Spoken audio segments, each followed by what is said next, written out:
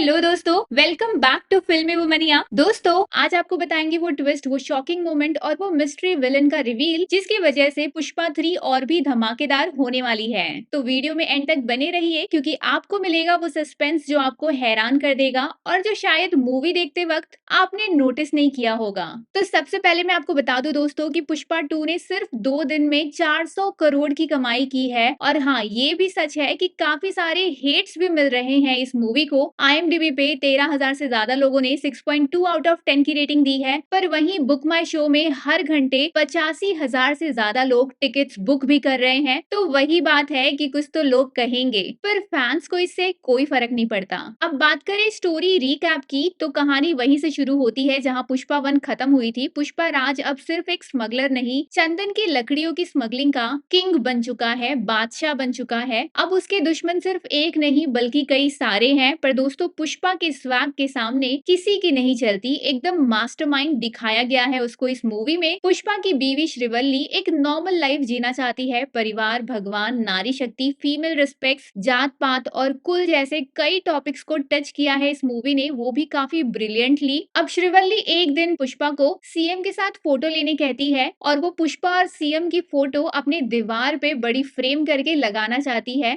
क्या आप सोच सकते हो कि ये फोटो खिंचाने वाली बात सीएम का तख्ता पलट कर देती है? जी हाँ, सीएम ने पुष्पा को फोटो के लिए मना कर दिया और इसी वजह से पुष्पा ने सीएम को बदलने का फैसला कर लिया, जिसके लिए उसको 500 से 1000 करोड़ चाहिए। तो इसी वजह से वो अपना बिजनेस इंटरनेशनल ले जाता है और 2000 टन चंदन की लकड़ियों का डील कर लेता है। अब इसी दौरान फाहद फासिल भी पुष्पा के पीछे पड़ा हुआ है, उसे पकड़ने की कोशिश करता है। तो एक टाइम ऐसा आता है जब एक पार्टी होती है, कुछ ऐसे सर्कमस्टेंसेस हो जाते हैं जहां पुष्पा फाहद फासिल को सॉरी बोल देता है और इसके बाद फाहद फासिल की ईगो शांत हो जाती है। पर अगले ही पल वो सॉरी वॉर में बदल जाती है और पुष्पा उसको चैलेंज करता है कि जो करना है कर ले, उसका शिपमेंट नेक्स्ट डे जाएगा। इनफैक्ट वो टाइम भी बताता है। तो इसके जस्ट बाद Bhanwar Singh planning and plotting करने लगता है और अपने लोगों को पुष्पा की शिपमेंट के पीछे लगाता है। जो नदी के रास्ते से वो अपनी शिपमेंट ले जा रहे होते हैं, उसमें कैसा होता है कि एक बैलगाड़ी की पूरी टोली आ रही होती है, मतलब लाइन से बैलगाड़ी, और उसी के सहारे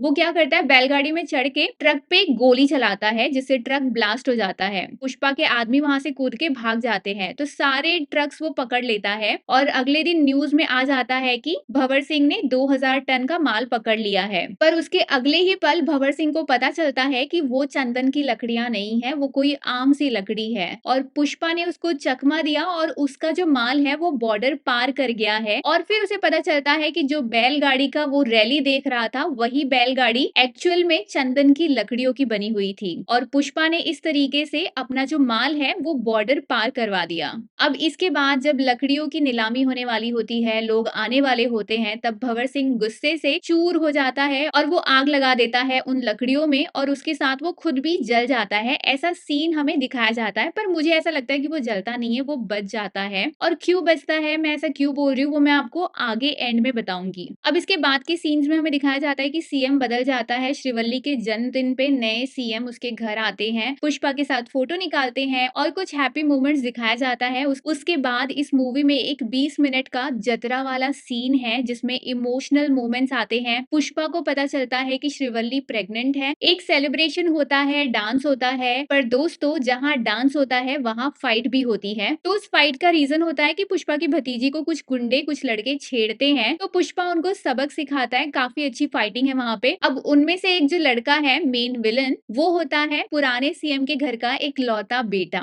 जो बदले की आग में पुष्पा की बहन को किडनैप कर लेता है। और उसके बाद जो फाइट होती है वो देखने लायक है। आई वुड से कि इंडियन सिनेमा में ऐसा फाइट आपने कभी नहीं देखा होगा। मतलब पुष्पा का हाथ और पैर दोनों बंधा हुआ है और वो बंदा मुंह से काट काट के लोगों को मार रहा है। मतलब देखने लायक था सच में। और जो म्यूजिक है उसके साथ, वो काफी अच्छा कॉम्प्लीमेंट करता है। मतलब बहुत अच्छा लगेगा आपको, लिटरली गूज बम्स फील होंगे आपको। और पुष्पा अपने हाथों से उन सभी को खत्म कर देता है। इसके बाद दिखाया जाता है कि पुष्पा का जो बड़ा भाई है वो उसका सबसे बड़ा दुश्मन था। तो वो पुष्पा को सॉरी बोलता है, भतीजी की शादी के लिए इनवाइट करता है और पुष्पा अपनी फैमिली के साथ वहां जाता भी है, सबको गले मिलता है, सॉरी बोलता है, सारी चीजें होती हैं। हमें लगता है कि सारी चीजें ठीक हो रही हैं और हम खुश हो जाते हैं। पर उसके साथ साथ ही एक सीन चल रहा होता है जहाँ पे पुराना सीएम जो है उसके घर में वो श्राद्ध प्रोसेस चल रहा होता है। फिर दिखाया जाता है कि रिसेप्शन में सारे लोग फोटो निकाल रहे हैं और एक गिफ्ट का बॉक्स दिखाया जाता है जिसके ऊपर डेंजर का सिंबल रहता है और वही ब्लास्ट हो जाता है और इस ब्लास्ट को दूर से ही एक इंसान देख रहा होता है जिसको पीछे से हमें दिखाया जाता है और कहीं ना कहीं मुझे ऐसा लगता है कि वो भंवर सिंह है और वो मरा नहीं था उस ब्लास्ट में। ऐसा मुझे लगता है, या तो हो सकता है कि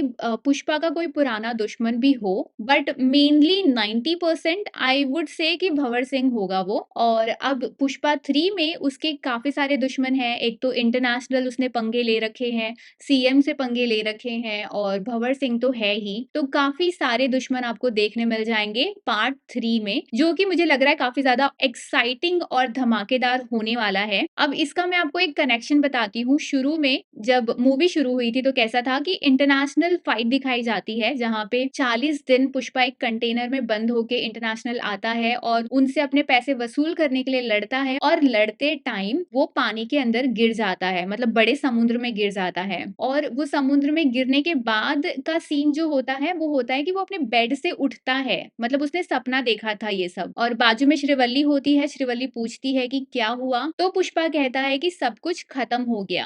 तो मुझे लगता है ये वाला जो first part of the scene है ये कहीं ना कहीं पुष्पा पार्ट 3 से रिलेटेड है, जहाँ पे सारे मर जाते हैं और शायद श्रीवल्ली के पेट में जो बच्चा था वो भी अब नहीं है। तो मोटा मोटी यही मेरा कंक्लूजन है कि जो दुश्मन होगा वो भंवर सिंह होगा जिसने ये ब्लास्ट करवाया। अब पुष्पा उन सबसे कैसे बदला लेता है ये सारी चीजें हमें पार्ट 3 में देखने को मिलेगी। तो दोस्तों जितना भी मुझे याद था मैंने आपको बता दिया। अब आप बताइए कि मैंने क्या मिस कर दिया और क्या मेरी थ्योरी राइट है। अगर नहीं है तो आपको क्या लगता है कि किसने वो ब्लास्ट किया होगा, तो कमेंट में बताओ। और ऐसे ही अमेजिंग रिव्यूज और मूवी एक्सप्लेनेशंस के लिए फिल्मी वुमनिया को सब्सक्राइब करना ना भूलें। मिलते हैं नेक्स्ट वीडियो में। Till then take care, stay safe, stay फिल्मी।